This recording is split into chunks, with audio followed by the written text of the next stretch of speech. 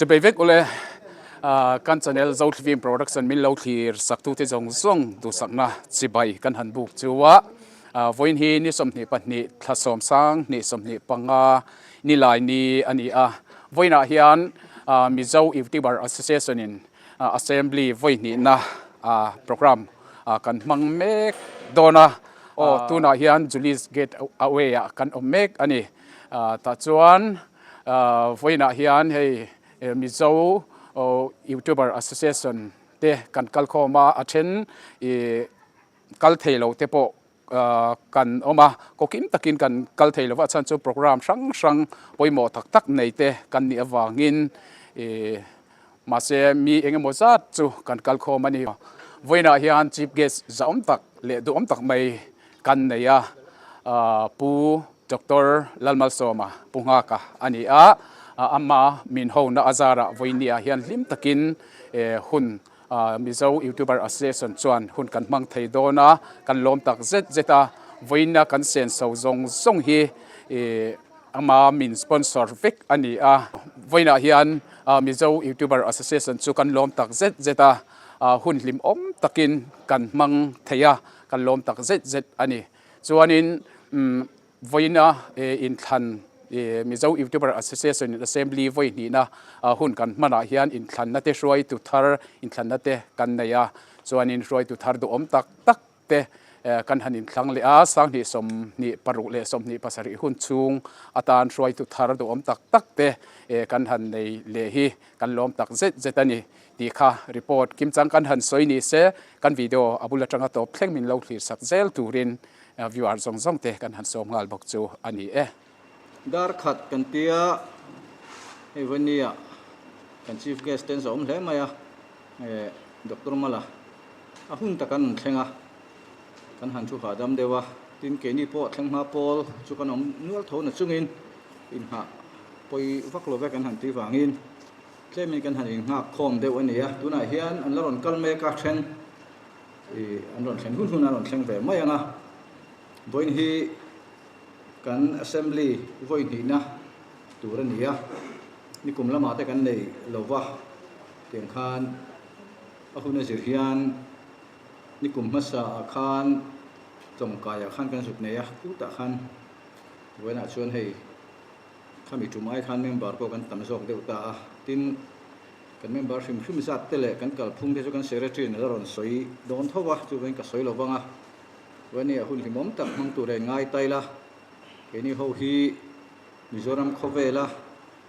กันทูเทดาร์ดานินกงโรอสุดชินเตอันนี้วางิน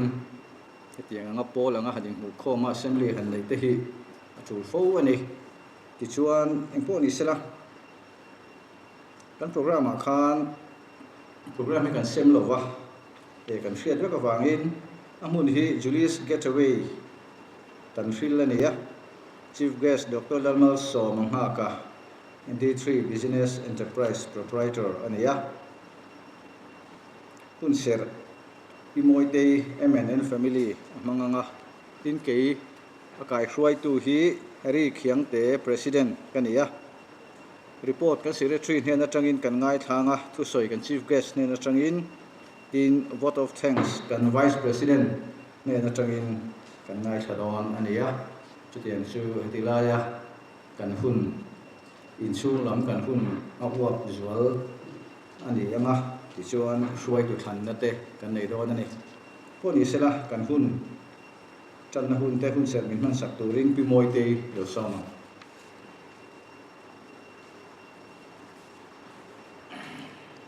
กันเอาไหมผู้ฮาริยากัน President จงอาเลวินเนียกัน Chief Guest จอมตักผู้มาเลเตและ YouTuber member local com แต่หินสบายจังมาสาอินลมถูกษยาใบบุญจางหุ่นเนี่ยมีกระเชียรังว่าอินนี่หุ่นเสร์มังตัวมินหันทีก็อินทัชงมาเกี่ยงหานี่โลกมีกันนี่อามาโรจูปะเทียนคงไงนะริลรูเร่งเรียสเซนเหล่าคันเกี่ยงมาให้ทำวันนั่นเองมัลสมนั่นเองมินฟูรัจุมีวางจวนินกลมมาหุ่นชัดตักไม่มินหันเปียอินทัชงเลมาอีละปะเทียนมัลสมนั่นกันโดนเตปะเทียนนี่นะคงไงนะมินเปกเต mi pui zinga han puan chua zel te po kha atha in ka ria a he hun tha tak min pe te ho tu te chunga khan lom thu ka soi ni ti kha ma sa in ka soi do ti chuan bible chang hi hun ni ami chiar ka do thu fing ziak le thu sil tu kha ka chiar do ava in ni a hian thu fing te zia ka mi kan chiar ma sa anga ma ni nga yin in ti fing su la lalpa chu ti la swal kal san ro ilaya tan thrisel na ani anga iru atan thing ani ang isumin lalpa choi moila ithil lo pung ha saber zong zong te ne ti chuan ibu in chu alo khat liam anga isor khur wa yin thar alwang liam ang ka fa pa lalpa thunun na chengai nep su la azil hau hun che ning hek su lalpa chuan a hmangai te chu azil hau thin ani pa ina fa aloma piang te azil hau thin ang hian fin na mu chuak tu chu ani hlo a hriat thiam na mu chuak tu po tangkarobei pun ain apei pun chu a tha zawk si a hle po rang ka chak thami ain lung lu sen mi ain a hu zo thil idu thu sam thei ang song song po in a hen lo akut ding lama dam reina oma akut vei lama sum le ro puina akong te chu nun khonom na kong ani a akong zong zong chu thamuan na ani avon na piang te tan nun na thing ani a akol ring piang te chu an ham tha e ti le hela hianin mun khatami chiar le lok padu a thu ril tu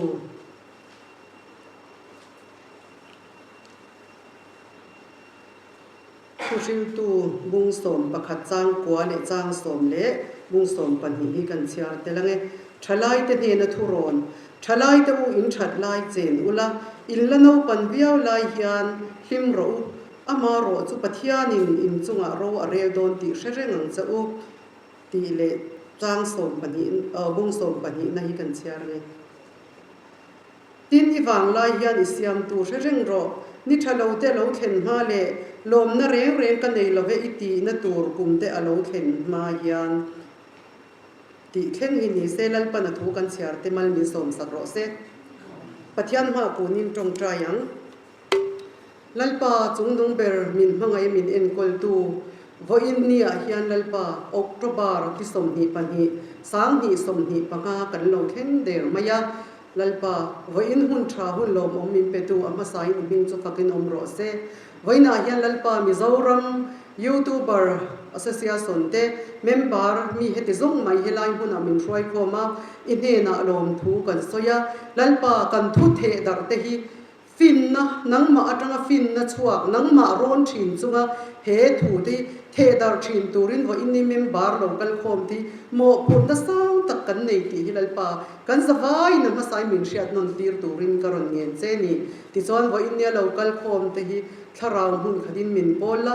in ti hlim na hun ani alalpa hun nuam tak mai ani tu ya te kan la cheng don lalpa tlaya te po kan hole don chu wang chon event him na hnuai om kan dua voini a hian helai kan om chung zong le kan ho thleng po ai thara pa min ven hima min kai roi turin kan dil che chumi mai ba ka lalpa kan ma hun lo la om tura roi tu turte than ani dona voini a hian lalpa nangin roi tu tha min than sakla nangma ti tu min than sakla ti chuan zoram nuam siam thaturin voini local khom te hian mo phur na sang tak kan nei ti hi kan zawai in hre thewa lalpa voini helai kan chief guest humala ngei po lalpa nakina arong bol na zela te le ramtana a in pe na te hun local le zela po lalpa ani po malsom na le hrisel na ithuam turin atan kan tong trai boke engkim mai lalpa ibing ro pui na turin I suam bing in hena lom thu soi chung kan ron di le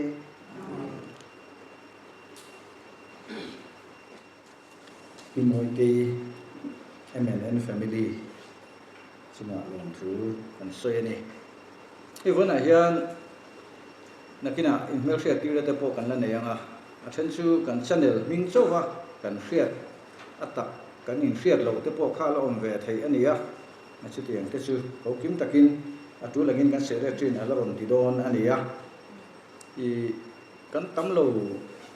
de ulekin a share ta then chu sop le chil takin siat to na wang pen an ron thula amai ro chu kan thu le la hi Mizoram cover chu deng chuak le mai don ani hei then khat chu channel nuai chuang nei te subscriber nuai chuang nei te putuang a phei chu mak ta duai kha thling toin ka hria hi kha tiang vel te kha an nom kanom ve nu to a khang hovina an han pek chua kha chuan Mizo mi pui klem te hi chuan kan khele deuh vek dona tin piang te hi lo ron thleng lo ba ani poina engemaw an ti hi chu Mizo zong zong hen kan khedeu vek zel maya chu vain voine hian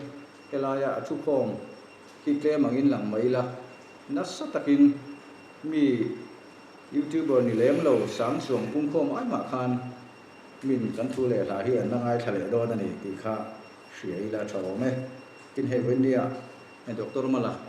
ahun tu tak sengin helai huna ron tel theya elom thu kan soi masale ruwa ani hi phai leng lo matlang le tu ala nia Wales ni lovin West phai lenga la kal le do na nia ani ne hedin chen thatak mai kan nia he ke ni he chu poimo lo wa hi chu kan in be na zen lo hian kan in kop na hi rei ve to a ka TV channel ka TV program kal thei na chan te po hi ama hian ni ve pakhata sang ni song atam to khan ka program hi min la ron sponsor char maya rei ve to fu ni sang ni song chu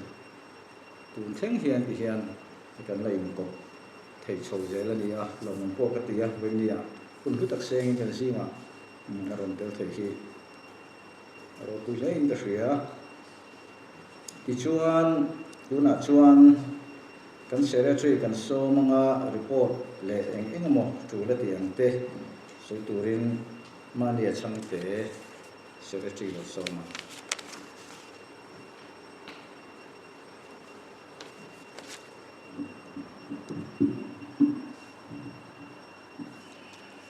Chairman and Chief Guest Dr. Mizo Mahaka, Proprietor D3 Business Enterprise, Tele Atriante, Tin Mizo YouTuber Association, Nakato Pui, Vine Assembly, Mamdura Local Zonte, Chibai, Kabuchu, Ani. They are Vina here, Namasain, a program about in Tina to Sumekanakans, Vice President Ron Saydon, how Natsumin. Report at the lower can we the clicker can chief guest see and he get the payloa and he gave boy here and canel the aina now the legna ka uen the zog in Gashia yan concern can in there and maya low fell and boka pastor for pa soon komumal takatanga lozi chu kan ina lagin kan sia and he mean sponsor and even here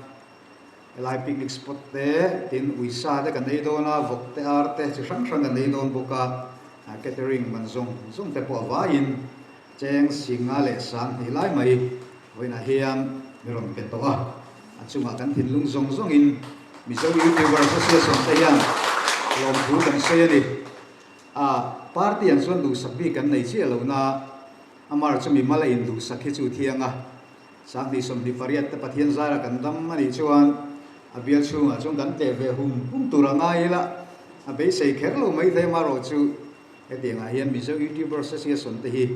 kan ngoi mai big lo ana chang khelo hlom top kan ni lo ti lai kha kan sei tel ram du ani chuan Mizo YouTuber Association hi mumal zo ka YouTube akal theinan te phone nei dek chung kan siam thei vek sia Mizo society mong thei thilani wangin mumal zo ka kala try ti in pol kan an din ve a David's kitchen September ni kuwa sang di somni pani kha kan an dina hoi tu te po kan an in ruat ma la chuan tun din mula kan hoi tu the introduction kan pelo kanga president a hian u Harry Kezodin thara ngain loading vele hrim sela vice president a hian u ZL din puya nia hi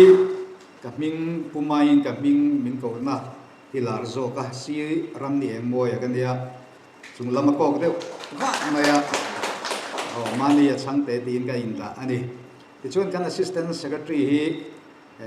ku camera handle la tang wal lian lu na ren thlei ani a ani hi real life nei tu pa kha nia pudin puya kha Mizoram Journal nei tu ani chuan kan assistant secretary hi sorry ka ti sorry kan treasurer mani lok khan tangwal ania tuna chun pu na ram kal to a ke si zo herliana ke si video production ania channel an nei pa ka camera te ki sang sanga andi po ka roi the ani chun kan treasurer hi nula zo mon pui hi an thenom pa ICU a uma ama dam lo nei tlak bo ka wangin tu nei dam doi na kun mang me ka rom tel thei lo ti ka kan soi tel duwa executive test ka in din ti lo mai anga a thai kan sia so yang khan YouTuber Association hi tu na hian ei mani channel nei ang taki som ruk le paruk lai kan ni ve to a amar su kan crew tenen kan zawai chuan mi za chu kan chung ve to nga kan an tia kan in advec lo group a like kha membership fee pe china ka kan et ani maya chuan subscriber hi sang khat ba ka monetize channel nei china hi member chenga zanga choin zanga pe in member ani thei ti lai kha kan soi tel duwa chuan activities si kan nei venwal tamaya an activities bul pui ber chu soyang khan zofa te tan ti ani ang hian kan zofa har sana tok mek te lungai en dong kun mek te Christmas sa te po hun har sa tak tak to ka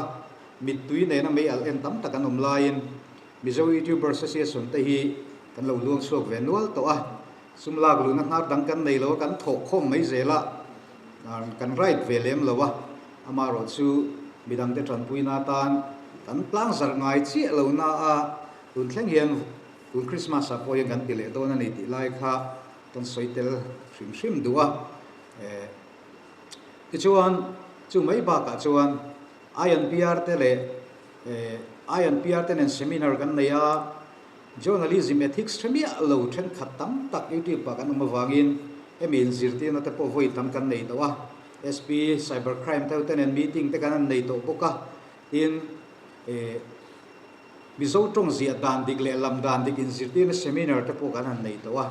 som kan ho khop maya tuna hian Mizoram police traffic tenen te po in rem na ang deuh chu kan nei tana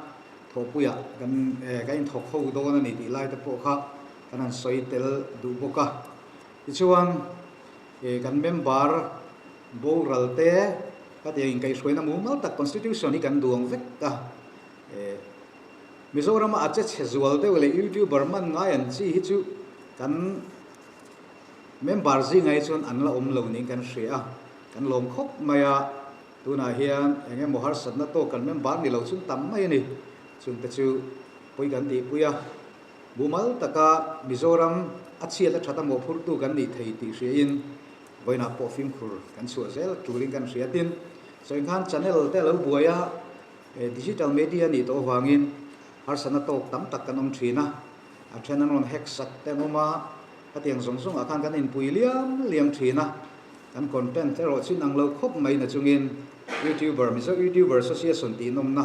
tinuam tu ani ti kha kan soi duwa kan ko ki mang reng viau ani MJ te chun oma ei voina popurem ro ta ren thei senior tak mai ron tel lingan ria kan lom khop mai ani ki chu chanchin bu ngor an tia ke ni chu kan in dai sai khop mai za mo chire me chu kan lal nei lawa YouTube member a hian apa ki chu kan ko kim khop to ni ei Mizorama enge designer lar bermai escape emoya an ti te po kan member tharon ne ni chole ta zel boka tin chu ba ka pasal tha chiar thin te po an nia voina hian ko kim kan cha ka kan ko kim thei lo ro pui kan tia a then opinion po line mar paralama te unan lamanga sil suri lama ten liam thaboka a then tourism department in program abuat saya program cover ngai anom nual boxia tin a then hi kanin zar phar thu kang reng khop maya brand samjong chon soitaila lunglei brands tiang chi te po na thial an ti te zo khothar ti te champhai jampui tlang dung zong zong mami ta po hun member kan nei nuala ka tiang kha kan din hun ani wangin voina hian kan pol hi kan ro pui viau lo na chungin kan se to chin hi chu se ve tak kan ni ti lai hi an khe thiam tam tak kan Mizo te singan lo om ta a chuti wangin advantage lab kan tum ngor ngor ani lawa dik taka thil ti kal pui kan tuma zo fa te tan kan ding ani ti hi voin kan soi tel ram duwa voina po hlim takin hun kan manganga ei kan chief guest si za kan tia atop na mor bok nan chuan west phailing atlang thale tur ania hole photanga zain area dona chu wangin in than po min in than pui man don lo ani amaro chu ei kan zinga ka thian pa solai school principal bin dai zai tak mai le mi thiam ma thale mai november thaiam mumbai ya best principal award dong tur ram thara ka arom tel ver lak maya ani kan pot sop mai tura te pokan ngaya ka hilok sa de boka achunga polom thu kan soi ani chuan top nan tak tak introduction kha chu ka ti lo mayanga asan chu kan buai chur de leka tren ron lak kal lan oma tin hun kan pot rei lu tu kan ka ring de leka soyan khan hun ser chuang ani wangin milo khathiam mai ula kan channel tenakina news lama te kan ti du ni le kan ron ta lang thau tur anga ila amal ke te self introduction ani petur le ngau tu vek tu chuan kan minin zia dan te hi min pum ni lem lo te pon om thina wangiam lam sur pal te po ka hlau de leka milo khathiam ula khongai introduction te chu kan ti lo mai anga voina hian hun thozo kan nei tin turin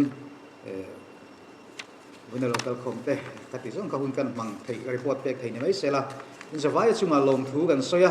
lim taka cholui mingkil pui vek tori nai puma la hi kan chief guest very homa sela puram ruwa ta teu tein la om don ni te pun kan shre kan long khop ani ikan soi tel ram du ani ka du to ka nge kelom ne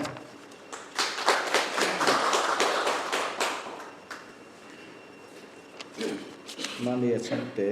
secretary lo me nya ahun ser thok la han lo khachu ti khan zo deu huwa ngai tai la maro chu nya hei kan secretary khan a thian pa ding po fra chiang lo chen khat chuan an thian pa ang ba ni ten hret chen te lu nan khan na ti nge mo le mo an thian te ding ten hret chen tu ne ke ka thian pa chu zo khu ma ne ya hei sai lo hi kan member ani ya kan YouTuber association a hen member ani ve thoma maro chu voina ron lang thei rawa tin mak ka ti ve deuh chu sai lo hi pachuwa ni dei ni ya in lo khelo na vanel sai lo pachuwa ti tu ni sai lo ni om ta ming mak tu hi chu ka na lam poi fu lo du khop mai ma se voin ni ya ani po hi han MLA thut thei ni ya MLA pe chuanin YouTuber MLA kan nei don ti na ni maya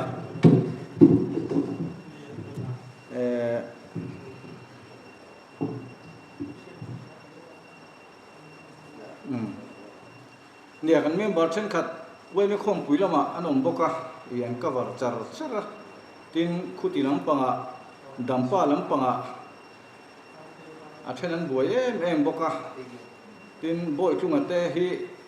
bom kona so na phar me ka nge ka khelo wa ani hi khatiang wel ta kan nia kan king lo leo mai pia na churon thang thoi tu ra ngai tai la tai la ma chuan tu na hi chuan in kan tam deuh kan dei se ya di te han thei lo thut mok nen saiton khan kan chief guest dr mala hi man ho em ka khelo wa ni hi phai leng lama zanina ade thale do na kula khuan by election om dona wangin tan na em maya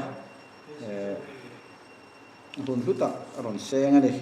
tuna du zong zong hun ren lovin han soi sela ro soma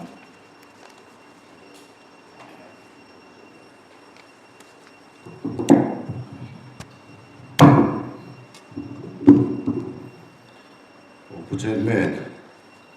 Mizo YouTuber Association President ni Bok, le thop wi zong zong te,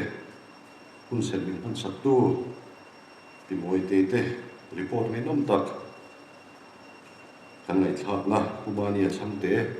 Secretary YouTuber Association te le voinia local zong zong te, masai chi bai ka bu ka chu, he voinia miron troyom tu no ma introduction le film kha train ka hia. So nuwa son purem lo to len thei aizol post editor ani a Bạn hẳn phán tal tệ in party này cái này party Congress party kan media chairman ani ti chuan pulian le a ma lian a an ti mai a ani hi kan communication vice chairman ani ba ka wa ngai dia le newspaper ki ra mai na editorial ron je thini kan bu thino me chon pu lal fela ani po hi communication department ni an Facebook ar lar tak pakhat ani ti po khamilo ria tu la thawme hei voina program kanan hang do na kine kan phan don ti po ka lo felu tu flava pumani program ni zan lama ni non thona an ron ti ve no ni a tu lai khovela ani takin social media manga an content creator kan YouTuber kan ti te kan Facebooker Instagram thingin niang influencer ten tia hegin kan khovel an ti dang lam zia te hi voini hen ngai tua apoi muin ka thia ma nai chuan Mizo te chuan tlang au kan nei thina khole khoi kara ten tlang vang in tlang au te in an thu an ron ken kan ngai poi mo em thina chung mang chuan khole khoi kara te chan chin kan in thil chong thin ania chu bin hu de wa chon post te lom chwa phone te lom chwa amaro chu voin dia nga information chop le chila kan hu thein hi ala thleng ngai lo bani tun lai khovera chuan keima mi mal ngai dan po ni po heri te po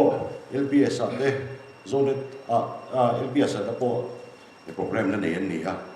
amaro chu traditional media kan ti TV le chan chin buai ma hian hen social media YouTube Facebook Instagram vel kal tang hian online mi information an nasa na zok ni ti chiang le ni china kanon choma de kon kan nuin choka rong engeng mano pangthil chuna nei tu a siam lai ngai thla chu YouTube a sal tha ti te true crime story ti te me kha vel khani ngai thla tang pui le keniang mi phan lo tam pi chuan TV news an en zoom te har sa le chu vai kan zin vei va na po Bihar news ani mo Delhi news ani mo hulai dam pa news ani mo America rom te thil theng Israel rom theng po YouTube ta tlai nei kan in deu vector chu vai in kuta thil ti thein an nei a ro pe nia amaro chu chu mi na ken tel chu chia le thra thre dik poi mo ta chan kan ram hi adik lo zonga huai nasa ta huai thei in nia a tha zo huai thei ni ti po hi voi ni ngai to chiang na ka du khop mai Mizoram mi pui te hian hei thing tlanga lowa anoma an ngai thla chu nang mani ho o ka thobani a thenin a thon thu lam a crime story a pasal thalam a ti lai a thenin a politics lam a thenin a entertainment lam chu ven Mizoram mi pui te hian thu le na thingtlang kil kho thlengin man tap chak zola chauka bolina thleng min an ngai thak chu YouTube ani tlat to a chiar hi mishing hen kan pe talu tu lo deu ani mai thai chu vain mo phunai nei san ji hi vein hen trenon la ka du hlani thu dik na kan roma ading chan don ani chuan in poi mo le adik lo zonga in ve thlem na le in pum na thlen tir du in ni pon in ti thei tlat ti che chiang e ula thei ka ria voinia kal khom ho hi in YouTube channel theu enge in kalpuya ai nang lo le a then chuan thon thu chia chua a then in crime story le din ten yang a then in rong bol a then politics a then zai thiam te lo react te poni mai thei amaro su khang zong a khan ngom nei ta ni tu te mo chan chin adik tok lo dewa lo soi pala na sataka khami te chunga ngom thei thil te bom tho chu tiang ani lai back chuan thil dik tak in soi chua du lo wanga thil poi tak thil dik lo an ram kalze la tura ngom yen pui nei the om vele thawani chumi wang chun association ai angai nan oma hetia ai zir tiam na in nei chho thei tu te poi a lom ka ti mani deu khan india ra ma po youtuber ho la ka ai Asian News engati kha international ti khan poisa choi ti na tur moi sam li pare choi ti na tur te kha ka aron ti ta choi mai ni in Vawi mo no anti vet la to ba ni TV channel pa ma ho ya chu ma po chuan khang la ka dan manga min anon be na tura cheu po a him chin in zir ti te po poi mo ling ka ria voinia pokso a case an no file awanga an youtuber boy om te po ami mal takin ka ria an khoi tha kop mai an hriat lo wang ani miaw ani an phone ten chu sang chu sa pe to khopin ka hriat then pe chu khang kha an du wa re na ti sual an ni bi lo wa dan an hriat lo wang kai sual mumal om lo wanga lo ti pal kha an ni a nga ya chu vai ni in association an dinga zirtinga nichina kan secretary in a report dananga he lai cyber crime thengte INPR te na tho na thata in nei chho te kha alom ka ti khop mai tu nai khovela mi sual du se tu te na mo mi thil ti thei takin dan hangin ron be cheu se khanga safety net in nei the na po association a hetia thuoi ta kai nom tlani ani tla ni discipline om pha te po ka be se chu wangin dan lam thiam na te po kanu kil rol te po ron na saula a train ka khop mai ti sol pal tum wang re lo wa ti sol pala dal boya chuan thu ron la thiam te po ka apoi mo ring ka ria le YouTuber association na tel te hi aza thak mi lo nia i then khat sak deu in ti YouTuber tu lo te po nom ani mai thai amar zo khovela YouTube channel ho an len to zia Mr Beast te point khiate ro a YouTube channel kal tang ni ta mi tan puina sa to zia pe lama ama nge pon a veli wa sa to zia ha an de kan $1 billion te kan an le sa kan tum mota lo phal re re hin em tro billion chuang follower ne ya follower te pakhat $1 khat so mo ati khania chu vain hemi media kal tang hian khovel en soi dang lam na sulu tu social media Nepal an kang hluaya an rorel lai te pai thla kan ni te po kha kinga tanga chu ne YouTube Facebook Instagram ni thau kha chu tiang pokin khu lai Arab Spring an tia Egypt rama te khang zong zong a han social media kal tang ve kan ni chu vain in thil ti thei nang ma ni ku da om power hi aro pui le adik zong in mang turin kan fui du chewa bi takin Mizo te kan claim foi sual po an har salu tu lo ni na la chu vai nang ma nin pathian ron chungin pathian trina ne kan content niang te kan ti chuang te po yi kan ram da na thayen kan ram mi pui te fui zong ni am ti te po hi ngai tu chi ina a coping ka ria abi takin a politics a pechon than thu sei chon ti vera ta poi khoi na tu kom lo amaro chu a news ang abi takin politics a chuan kan ram hi kai khoi sual de thenia chu vai kan ram a hian thu dik alal reng thei nan kan mi pui te dot hanga buma kai khoi sual an ni miel na tu a por nei tu chu nang ma ni ni tlan ni china pu herina soyang khan voi khatin channel da hian subscriber noi chung tin lo ne a mi noi chung ne na thang ha lo pe ni chu wang chuan voi ni hian moral responsibility lian tak le kan ram tan po mo phun na lian ta in nei ti chungin tiktok chuazel urin kan som lu chewa e po YouTube channel te chu kan nei ve a ka qualify ve reng ani khamo ne ka ti ni sina kam secretary te ne na po ron na tel ve thut mai the ne chung ani wang chuan hei poi te kan sei le lo Mizo film industry hetia ron thang chu te poi atak ta chuan YouTube kan tlang ani tlan YouTube ka train min that thuai nom tak nghe họ angel pops kan ti mi khang te ho te khan an zia ka an youtuber te lo chia chu ka khata tong khan Mizo a thiam na nei ten film an on siam mi dang ta nei zon na ani ba ka kan nam tong hrim han nan poin a poi mo em ani Mizo film industry hian thang do te ki kalom ania ing wang mo ing dang ani lo nam chak ka nga pia in an ma ni tonga film chuak he se te film star po ma fan nia ing film ang e po piang tel kha oh zam mi pa film ani kha a trailer ka ka mu zo chang thiam khop mai culture nam nget a piang in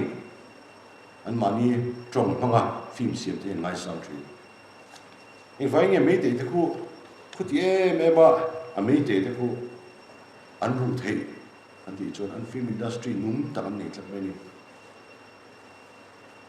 chu Mizo ma po kan chau hi lo mom ka ti khop mai ki po film ma hen kan lut ve chen ai pu ma mi te lan len pu ya chu ti na te ti pui la kan ti ya chu nga mu ta ka chon kan thlai te rual po hi talent chon nei khop mai za pu yom lo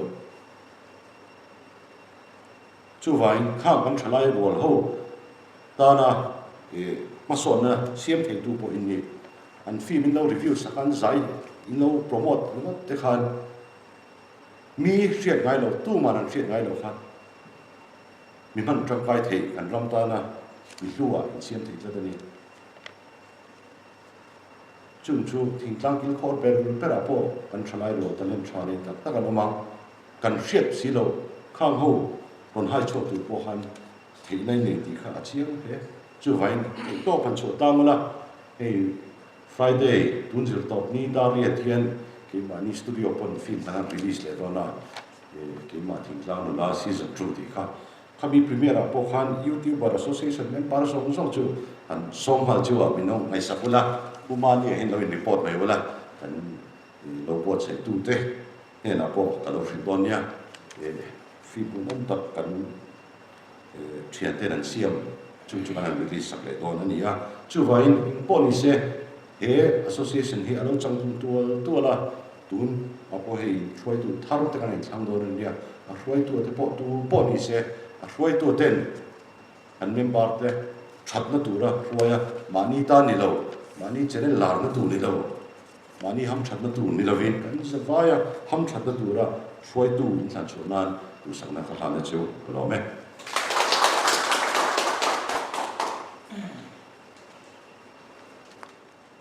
an khua lian Dr. Mizo Mahaka chuma kan lo me kha i kan ta na riat tu poi mo tak te ron soya bihar in than be ron soi chem kan ring dewa tin nge AZD le congress anin rem dan tin be te kha tin nakina chuan congress lo hi chu ding chuak tu ron chuang lo wa te ron ti kan ring dewa nia ma ro khati lam kha ron soi ta hak lo maya apa hi kan soi mai maya nga ka pastor ngai sa de mem ania kan ke tri pi ve thin line ratu khom puya khan speaker na changa ta chuan a thu soi hi kala kherenga ai ti soi don tia an soya poti faran puyang khan ke diang pastor senior poi men han thlem se kan ti mai the Joseph chun ai ati an ti thak ma ri ro hen la lang renga ti chuan ma sing sa to main ka ringa reverend varan ha ka ania tuna hian ani thai hian la chang re ani khati kha voinia kan hun don lo kan vice president ala oma ani to maya hi kun la tama kan vice president hi atong ran chi ni ya chuan tha mai rizum zel maya anin lom chu soina han nei sela thange ku din puya zetel din puya song thu soi kan ngai tha deu nual ta a vote of thanks tối te yin soi han tung ve tai la kan ngai thak ta kan khan voinia Mizoram YouTuber Association ten assembly voinia kan man theina tura mun tra mi ngai to sak tu le rem min ro sak tu pathian chunga lom tu kan soya executive committee kumina hian kan in thlan kumte ania tin en tiangin nge he hun ni kan manang tin ngai tuana ngun takin senga committee na ruam manna siamte pathian in a hlotin na min mutira lom thu pathian chunga kan soi ani kan soi tu te le kan secretary te nan soi tak ang khan YouTuber Association te an sum nei sa elma kan nei lowa assembly han mang turin sum le pai engam masa tangai ti kan suya su tianga te chuan eng tiang nge kan ti ang tia kan ngai to lain distributioners nei tu Dr. Malsonga tuna kan chief guest thu soi kan ngai thak zo ta kha ani in atu zong zong te milo tum saka milo sponsor sak thei lau maya lomom kan ti tak zat zata e kan sia tangin ani hi politician ania kumlama chuan ala upavi khau lova thalai thang thar jok te zinga politician beisayom tak kan neya chumi na kan assembly min sponsor sakle kan zinga aron tel miron uap theite ane na tanga thu cha ngainom tak thade umai fuina thu cha kana ngai thla the kan rok puyang ti kan ringa voinia athiante aron foyom tu te zong zong le pumala chunga Mizoram YouTuber Association chon lom thu kan soyani tin kan secretary na soita ang khan MOA a hian member kan thanem ve taleya anna ronin zia lu zela ronin zia lu ze pokha anna rom tuma chu tiang tu po chon kan ke mani po kan in hon a thatari noma voinia hian ko kim taka he hun hi an man thei a cha koma amaro chu aizol khachunga omba te tan chuan tel har khop maya aizol khapui pona trama aron tel tum voinia tel tura ronin report te po chapchil takin anon thulde ania ama ero chu member te mun sang zoram chu mun sang om dak te kan ni wangin ko kim takin hetiang hian hun mang thei lo mai la he hun mang thei tura member heti zat kan kal khom thei hi lo mom kan tia Mizoram YouTuber Association chuan in zawai chunga voinia assembly voinina from mang tura rong kal tu rong kal zong zong member te chunga lom tho kan soya ei kan ei le in te le chulang zong zong min ngai tua saka min tum sak tu pumala chunga lom thu kan soi tho kha hemi program kan man zwa hian in ti lim na hun te wi chen te le la ngai thak te poning chu khateng khau hun kan lamang chawanga hun thol zok te tiang khan hun kan mang anga chung zong zong a po chuan na to plenga tel turin kan an soma pumala ron tolom tu te po kha a to plenga in thei chuan min tel pui turin kan an som chu ni e kan lo me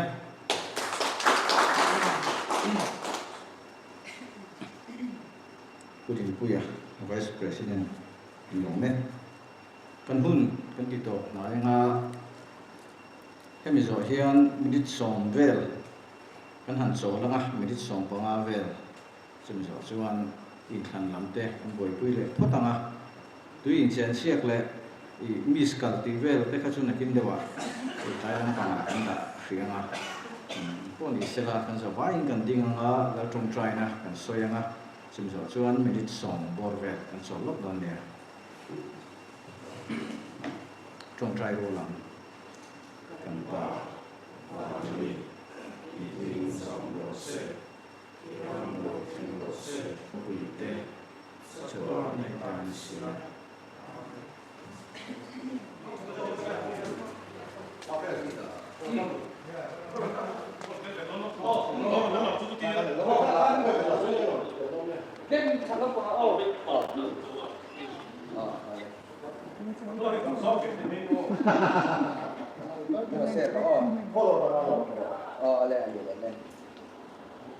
Facebook laban dia tak tahu gitu ni oh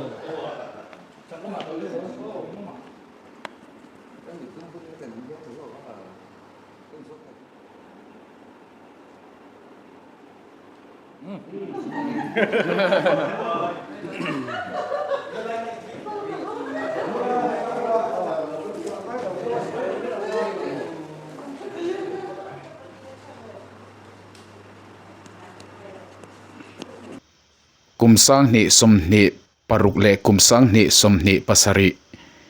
hun chunga Mizo YouTuber Association President atana thlantlin chu pu hari khiang te ani ole tuna chuan Mizo YouTubers Association ten Vice President kan nei le to a kum sang hi som ni paruk sang ni som ni pasari chunga tan Mizo YouTuber Association a kan Vice President chu purin pu ani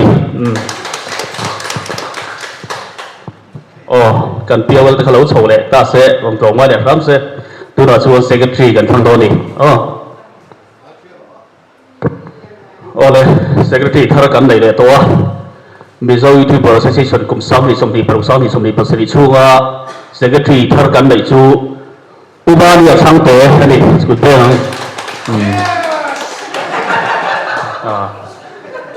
le tuna chuan assistant secretary kan thang chun zom le la kan piawal te kha khong a in rom chho le te se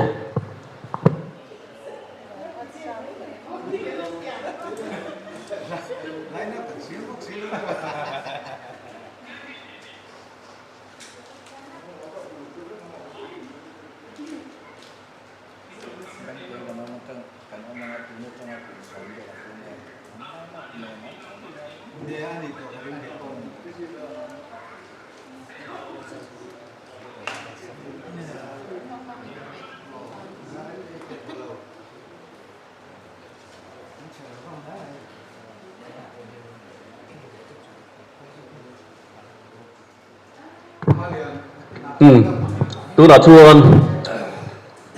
assistant secretary thar kan nei le to a Mizo YouTuber Association chuan kum sang ni som ni paruk sang ni som ni pasari chunga tan assistant secretary tan tlangwal yan huna ren thlei khan nan thlin ani e kan piawal te khong a in ron chho le se kan thang zo thet pon yo tuna chuan treasurer kan thang to ani sum phong tu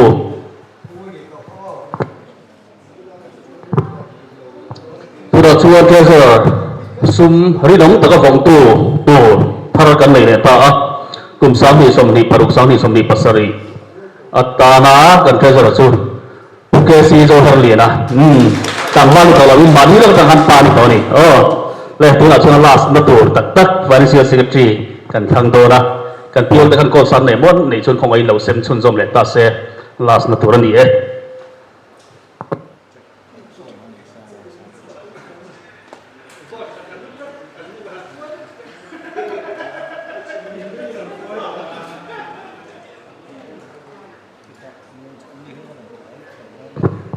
tum tum chu vo ta dar mu mai a amar su pathing hoi na sa thuang takin kan in thang thaya kum sang ni som ni paruk sang ni som ni pasari chunga ta na Mizo YouTuber Association a kan financial secretary mel thar kan pura pi boy tai ani hello mong phok pai hey Mizo YouTuber Association na ma thangin request da kan dong kat maya kan zi la hian zai lama in bang deuh te pawh kan awm ni lo lang a pilin dai khung aya mo thar lom dan la pakhat kal bi sak sak turin ka an ngen nei chu an le khoi sa ni chu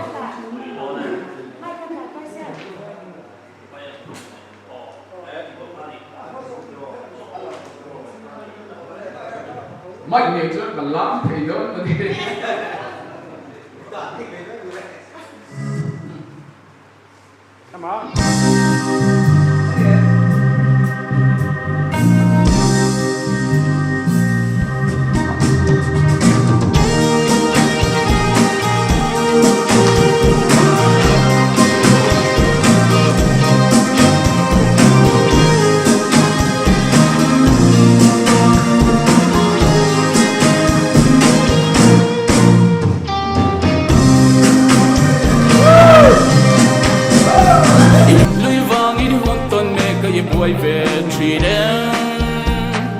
Drink pha te tu ai sa min khoa nu ru rel si lo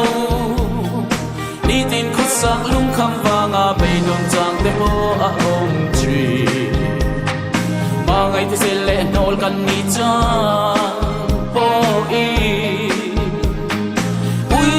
chung a chen ang ai le tree Jing nun hi chin bit tu ya thoi ta mangai chin reng a si Oi na le har sat na te hi I ba chon amang Eng tau nei lo va jing nun mang hi sin rila Ril ru shi sel kan nei chuan eng dang ren kan ngai lo sin Quad na le I ching na te om ve si lo lo te lo pui mai hi ato Drop te tu Drop pui ila Lung chia chang te po kan nei ve anga Quai na le Sat na fa nga bei don chang te po nei chin ma ila Kan ching nun na Thil khleng te hi Kung khua A te Don si lo Kaning Shing nun buain hi Ama in Buai mai ro se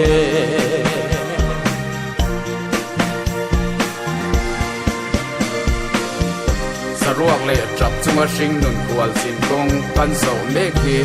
kan du than na ani lo har sat na buai na lungai na le pe don na the pui te hi shing fa te zong zong ma chon tura khuan ruan ani I chunga thil thleng te awang khan van doi bik em a in ngai su la mi ro pui tak tak te lo thin na pe na hian lo cham na te tor na tam tak a om ani ti sia ila kan lo cham na te ka kan lo tin thei na tur atana zirlai ul in chan na ani ti sia ang u Eng tau nei lo va jing nun mang hi zirila Ril ru shi sel kan nei chuan eng dang ren kan ngai lo sin Quad na le I ching na te om pe si lo lo te lo pui mai hi ato Drop te tu Drop pui ila Lung chia chang te po kan nei ve anga Buai na le Sat na fa nga bei don chang te po nei chin ma ila Kan ching nun na Thil khleng te hi Kung khua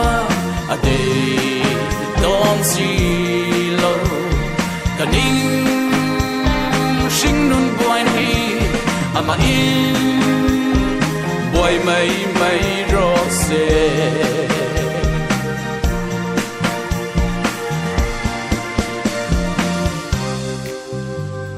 Mình quay để các anh nhìn xem các anh sinh nó quay đuôi cái gì nhưng mà các cái đi sinh nó quay hay áp mà đi nó quay mấy mẹ nó chỉ ra đầu tiên đi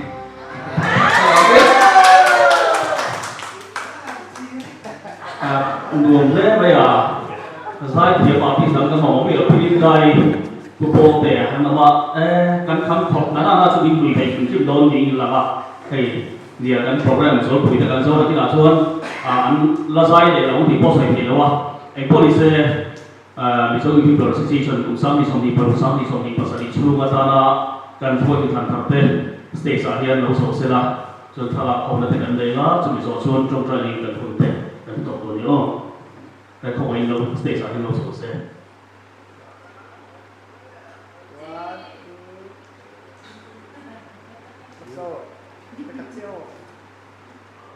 untuk trong cái đó thì có tình hình không đó tôi bỏ cái kiến thức của mình vào đi rồi không phải là để hiểu quy để đi sao để với những cái là bảo trong những cái đó tin hay với là những cái sự tự nhiên vì sao những cái process chuẩn chuẩn ở với những cái đó là assembly để nó in nei kuya in chu mi tu alwa in sami sami par sami sami pa sai suwa ta na khoi tu tak tak mai zo mi tu ro sa ta e ka ti kan lo wa in pa ta kin tu mi mai tu ka le se na tu la te kan ba so som te kan go la te o ho sa te unity sa te an nei ki tu ne an content na ta na pa mi la te ru ti na tu ni da wa ba mi la te ta ma so la chen tu an ni so ki tu ne an content na ta mi la te ne wa na thật tất lấy ăn sản xuất thì là tụi mình ăn nó cũng mỗi cái anh tụi gần bị sâu như là sĩ sống tết ăn phá làm cái mọi cái màu sống thế có điều sẽ đến chuối cũng có bao nhiêu cái tụi mình mọi thứ nâng nhìn chậm nó về đó em sẽ để phim để bị thuộc sẵn là có điều sẽ đến ăn phá làm mà thế bố ta ăn phá làm mà thế cái cái chuối là điều quyền chúng mình sống sót không mình chân tâm thuộc rồi phải sự phát triển gì đấy tu na chuan tu na chuan in thlan te kan han mangzawa e hun sep te kan han mangzawa tui te kan han chenga tuna chuan dinner kan ei le to don ani eng sa sang e kan ei don ti te thleng hian an erang hei putluang ale dik te a ten an do me ka hei atui khep ang hei putluang atuna ko ring ha hi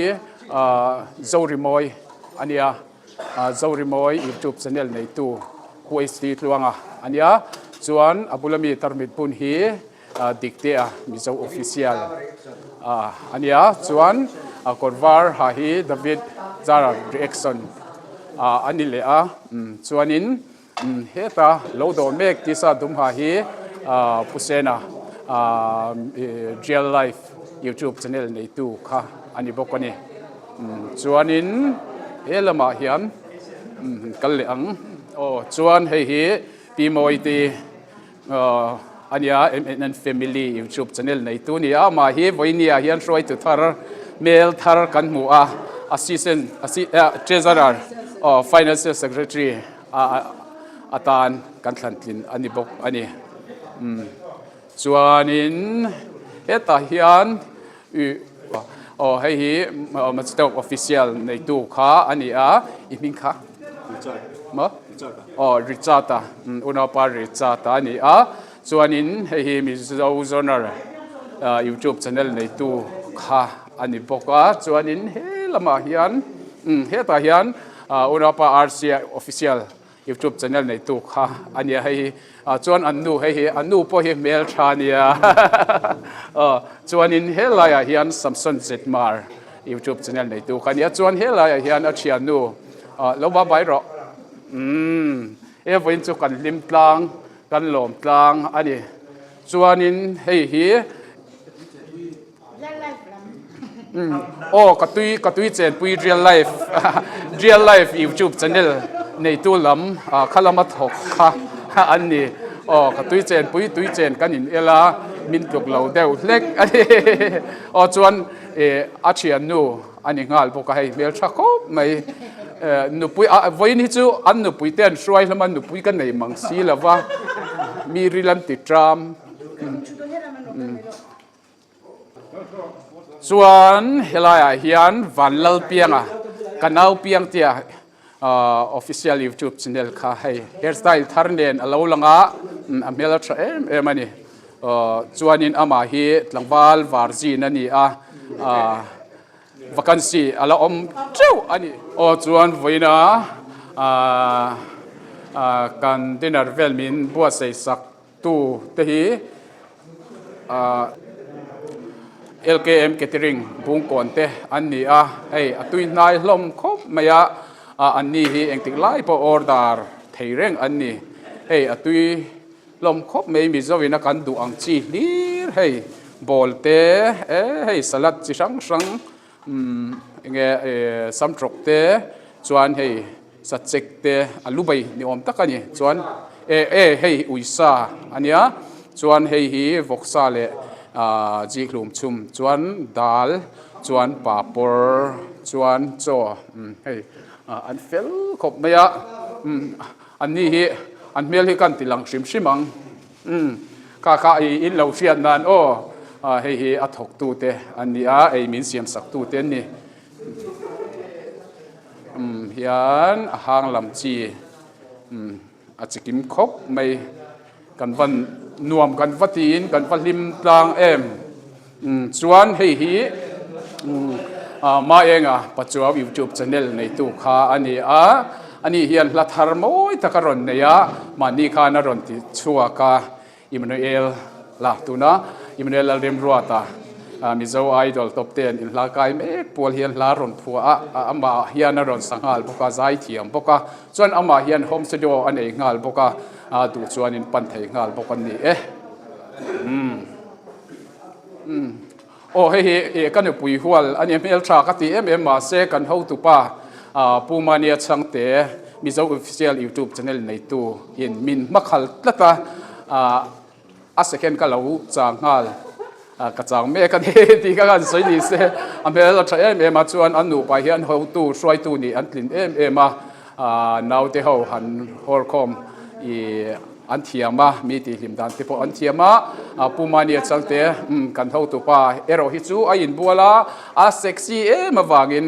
an nu ka lo ti lan hi du tok mayang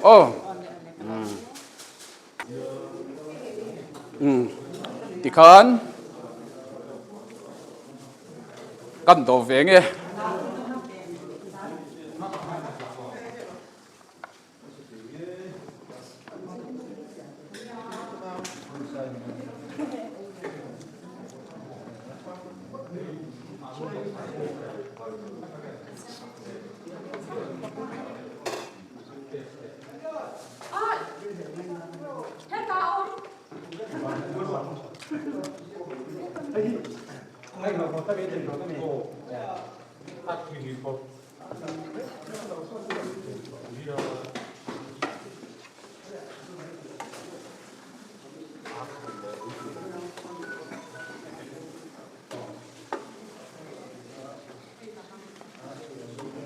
cái chỗ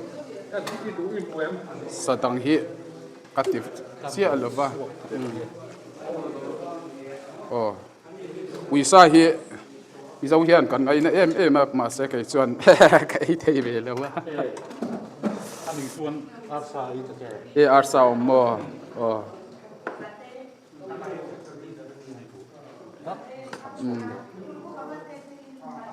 arsa te voksa po hi ka ai tam tuk lo ma se wen chu inti hlim ni wangin mo ui sa ni lo chuan ka ai thei vek ole tok ro se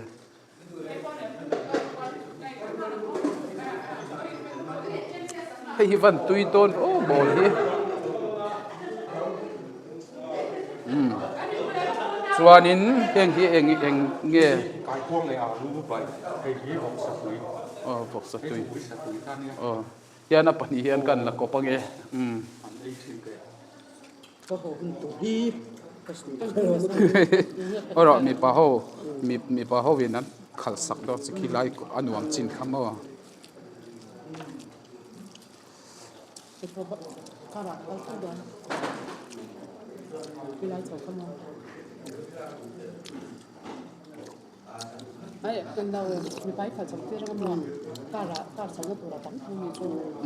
kara thutu rau khamo ni khal chau ti ranga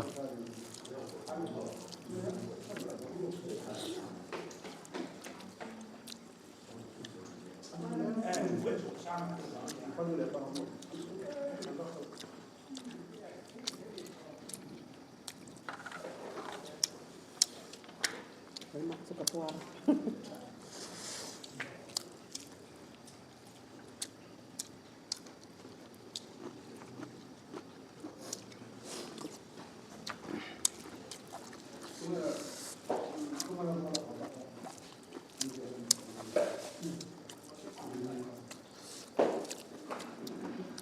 Kali ai kan đây rồi, nhưng mà tiền tiền đấy có tiền không mà.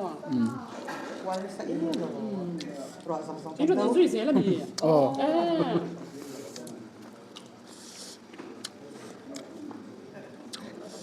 Học lớp tốt váy à?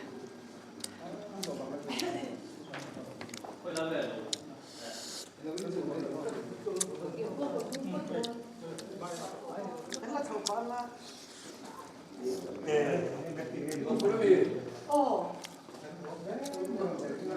Đó.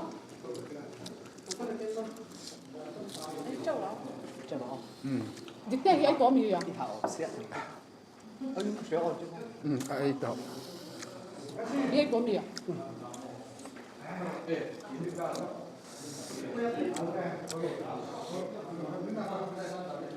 kasala ka ai se do lo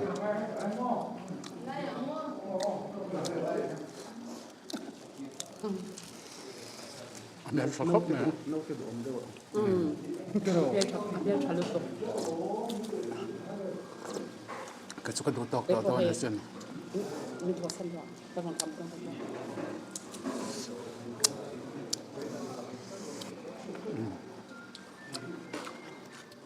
Ai không nghe cảnh bày ăn. Hey, cảnh hậu tụ tế in anh kil về mẹ cả. Hey, pumani sang tế Mizo official YouTube channel này tu khania. Chuan hey hi mau no mel tha Mizo YouTuber in mau kan nei mel tha me mau thar kan nei ya zai thiam bok chuan in hey hi kan president Poleria ania afel em bokani chuan in hey mau pa puarsian ya chuan in man pukesia puarsia kati o ka soi swal pukesian ya hey ole kha zong kha voina tana video kan program Mizo